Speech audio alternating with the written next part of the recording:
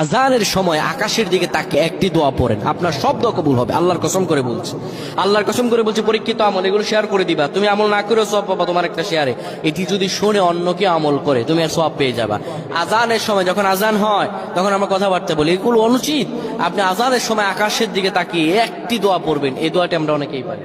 এখন বলবেন হুজুর কমন পড়ে গেছে দোয়া। আমরা অনেকেই আল্লাহ তাআলার কাছে এটা ওটা চাই, কিন্তু সঠিকভাবে চাইতে জানি না। সঠিকভাবে কোনো ব্যক্তি যদি চায়, আমার আল্লাহ তাকে দয়া করবেন। আল্লাহ বলেন, বান্দা উদউনি আস্তাজিব লাকুম, আমার কাছে চাও আমি আল্লাহ সব দিয়ে দিব। সুবহানাল্লাহ। যখন আপনার আজান হয়, আজানের সময় আপনি আসমানের দিকে তাকান, তাকিয়ে আপনি বলুন, পড়তে থাকেন, আল্লাহুম্মা আনতা রাব্বি লা ইলাহা ইল্লা আনতা খলাকতানি ওয়া আনা আবদুকা ওয়া আনা আলা আহদিকা ওয়া ওয়া'দিকা মাসতাতা'তু আউযু বিকা মিন শাররি মা সানা'তু আবু'ু লাকা বিনি'মাতিকা আলাইয়া ওয়া আবু'ু বিযানবি